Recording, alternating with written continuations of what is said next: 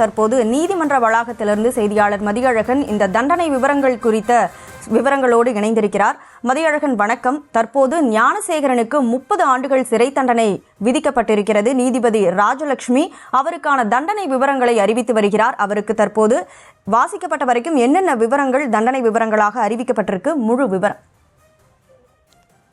அண்ணா பல்கலைக்கழக மாணவி பாலியல் வன்கொடுமை வழக்கில் குற்றவாளி என அறிவிக்கப்பட்ட ஞானசேகரனுக்கு தற்பொழுது தண்டனை விவரமானது அறிவிக்கப்பட்டு இருக்கிறது. ஞானசேகரன் மீது மொத்தம் 11 பிரிவுகளில் வழக்கு பதிவு செய்யப்பட்டிருந்தது. இந்த 11 பிரிவுகளிலும் அவர் குற்றவாளி என அறிவிக்கப்பட்டிருந்தார். பிஎன்எஸ் சட்ட பிரிவுகள் 9, தகவல் தொழில்நுட்ப சட்டம் பிரிவு 1, அதே போல பெண் வன்கொடுமை தடுப்பு சட்டம் பிரிவு 1 என மொத்தம் 11 பிரிவுகளில் வழக்கு பதிவு செய்யப்பட்டு இந்த 11 பிரிவுகளிலும் அவர் குற்றவாளி என அறிவிக்கப்பட்ட நிலையில் மொத்தம் அவர் இந்த 11 பிரிவுகளிலும் அவருக்கு தற்பொழுது தண்டனை அறிவிக்கப்பட்டு இருக்கிறது.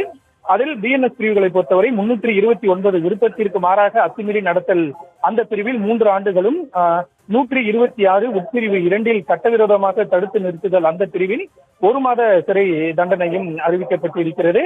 அதே போல வலுக்கட்டாயமாக கடத்தி வைத்தல் அந்த பிரிவுகளிலும் அவருக்கு தண்டனையானது அறிவிக்கப்பட்டிருக்கிறது. மொத்தம் அனைத்து பிரிவுகளிலும் ஞானசேகரனுக்கு தண்டனையானது அறிவிக்கப்பட்டு மொத்தம் அதாவது 30 ஆண்டுகள் ஆயுள் தண்டனையானது விதிக்கப்பட்டிருக்கிறது. இது அதாவது தண்டனை குறைப்பு இல்லாமல் 30 ஆண்டுகள் அவர் சிறையில் கழிக்க வேண்டும் என்ற ஒரு உத்தரவையும் நீதிபதி பிறப்பித்திருக்கிறார். அதே போல பல்வேறு பிரிவுகளில் அவருக்கு மொத்தம் சேர்த்து அனைத்து பிரிவுகளையும் சேர்த்து மொத்தம் 90,000 ரூபாய் அபராதம் ஞானசேகரனுக்கு விதிக்கப்பட்டிருக்கிறது. இந்த 90,000 அபராதத்தை ஞானசேகரன் செலுத்த தவறும் பட்சத்தில் அதற்கென்று தனியாக தண்டனையும் அதாவது அதற்கான சிறை தண்டனையும் அவர் எதிர்கொள்ள வேண்டும் என்ற ஒரு உத்தரவையும் நீதிமன்றம் பிறப்பித்திருக்கிறது.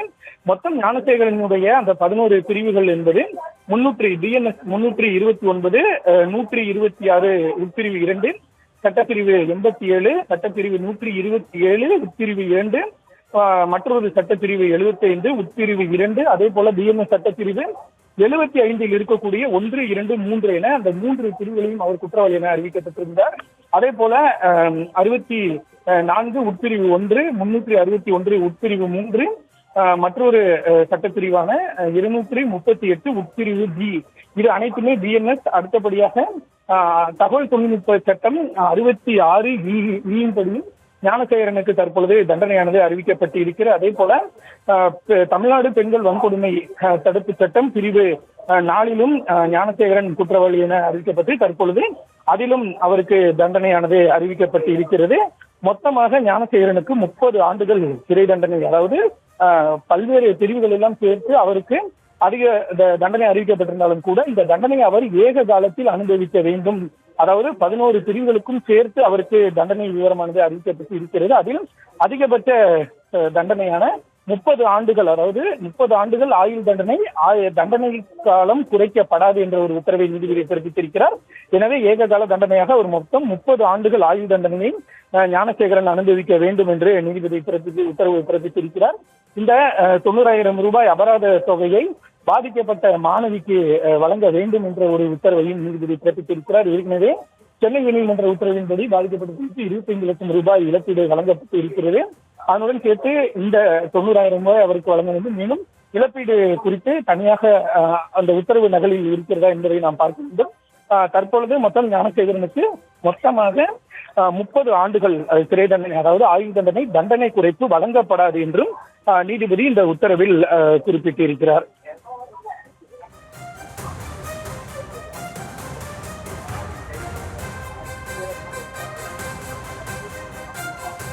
மதியழகன், தற்போது ஞானசேகரனுக்கான தண்டனை விவரங்கள் அறிவிக்கப்பட்டிருக்கக்கூடிய நிலையில் அவர் தரப்பின் முன் இருக்கக்கூடிய வாய்ப்புகள் என்னென்ன? ஏன்னா முன்னாடியே அவருக்கு குறைந்தபட்ச தண்டனை வழங்கணும், என்னோட பேரண்ட்ஸை எல்லாம் நான் தான் பார்த்துக்கணும் அப்படின்னு சொல்லியிருந்தாரு. இப்போ அவருக்கான தண்டனை விவரங்கள் அறிவிக்கப்பட்டிருக்கு. இப்போ ஞானசேகரன் முன் இருக்கக்கூடிய வாய்ப்புகள் என்ன? அது தொடர்பான விவரம்.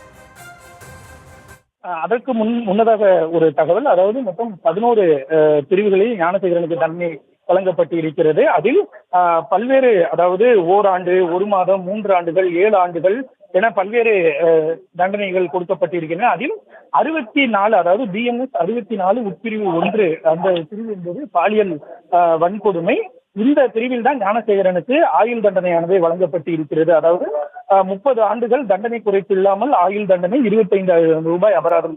எனவே இந்த ஒரு பிரிவிற்காக மட்டும்தான் அவர், அதாவது மற்ற பிரிவுகளில் வழங்கப்பட்டிருந்தாலும் கூட இந்த தண்டனை தான் அதிகமாக இருப்பதால் இதனை ஏக காலத்தில் அவர் அனுபவிக்க வேண்டும். எனவே 30 ஆண்டுகள் தண்டனை குறைப்பில்லாமல் ஆயுள் தண்டனையாக ஞானசேகரன் அனுபவிக்க வேண்டும் என்று தெரிவிக்கப்பட்டிருக்கிறது. அடுத்தபடியாக ஞானசேகரனுக்கு அடுத்ததாக உள்ள வாய்ப்புகளை பொறுத்தவரை தற்பொழுது இந்த